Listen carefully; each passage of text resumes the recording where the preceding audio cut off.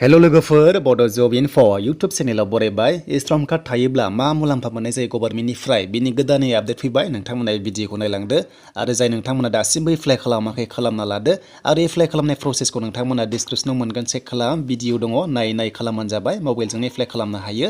आरो बे डिपार्टमेन्टआ जाबाय लोगोफोर ministry of labour and employment नोंथांमोना जायफोर वार्कार्स एबा नोंथांमोना साख्रि मावै थ' नोंथांमोना बे कार्डखौ खालामना लानांगौ आरो बे कार्ड थायोब्ला नोंथांमोना गभर्नमेन्टनिफ्राय स्किम्सनि सुबिदा मोनगोन दा बिनि सायावनो गोदान आपडेट फैबाय नोंथांमोना भिडिअखौ नायलांदो दा नोंथांमोना भिडिअखौ जोबजासिम नाय अब्लासो बुजिगोन डाइरेक्ट कमेन्ट्स खालामनाङा नोंथांमोन भिडिअखौ नायजोब अब्लासो नोंथांमोना बुजिगोन आरो लोगोफोर कमेन्ट्स रिप्लाइ खालामजोबनाया जोबोद गोरा मानोना हाजोबा थ' बेखायनो नोंथांमोना गाज्रि मोननाङा थ' बेखायनो भिडिअखौ फुल नायदो बेनिफ्राय नोंथांमोना कमेन्ट्सखौ लास्टआव खालामथारनो हागोन थ' बिदिब्ला अफिसियेल वेबसाइटआव फैनानै बोरै एप्लाइ खालामनांगौ नोंथांमोना भिडिअ दंखायो डिसक्रिप्शनाव चेक खालामनानै नायदो दा बेयावनो रेजिस्टार थानाय मबाइल नाम्बारजों आधार कार्डजों नाम्बारखौ होनांगोन नोंथां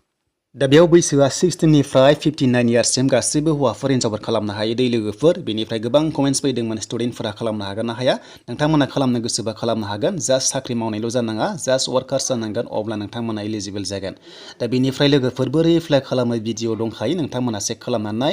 दा मबाइल नाम्बारजों आधार कार्डजों लिंक थानाय जाथारनांगोन बेनिफ्राय अब्लासो OTP फैयो नालाय OTP होनानै नोंथांमोना रेजिस्टार खालामनो हायो थ' बेखायनो भिडिअ दंखायो नोंथांमोना नायनानै सोलोंनानै लाबानो जाबाय दा लोगोफोर बे कार्ड थायोब्ला मा मोनगोन थ' नोंथांमोना गोबां कमेन्ट्स खालामदोंमोन आरो कुइसन जागासिनो दङ थ' बेखौनो गोदाननि आपडेट लाना फैबाय आरो गोदान आपडेट फैबाय आरो बिनि बागैबो आं सिगाङाव मोनफा मोननै होनखादोंमोन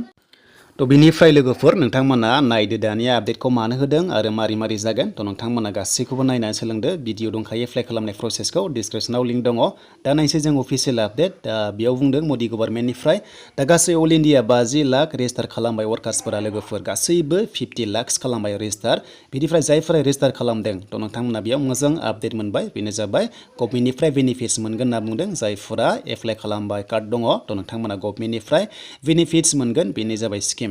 जेब्ला स्किम सफैगोन अब्ला नोंथांमोना बांसिन एप्लाइ खालामनो हायोब्ला नोंथांमोना चान्स मोनगोन आरो नोंखौ बांसिन नायनाय जागोन बे कार्ड थायोब्ला बेयाव बुंखादों लोगोफोर बेनिफिट्स मोनगोन होननानै गभर्नमेन्टनिफ्राय स्किम्सखौ थ' जायफ्रा स्किम्स नोंथांमोना एप्लाइ खालामगोन जेरै PM किसान अरुणोदय थ' गोबां स्किम्स थायो गभर्नमेन्टनि आन्दाराव नोंथांमोना बेफोरबायदि एप्लाइ खालामबा थ' नोंथांमोना बांसिन चान्स मोनगोन बेखायनो जायफ्रा इन्टारेस्टेड दङ वार्कार्स एबा खेथि खालामग्रा नोंथांमोना खालामना लादो जाहाथे फिउचाराव नांगौ जायोब्ला कार्डखौ बियोब्ला थ' नोंथांमोना साबमिट खालामनो हागोन आरो बे साबमिट खालामनो हायोब्ला थ' नोंथांमोना बांसिन स्कप मोनगोन गभर्नमेन्टनिफ्राय बेनो जाबाय बेनिफिट्स एबा स्किमनि सायाव नोंथांमोना मोजां चान्स मोनगोन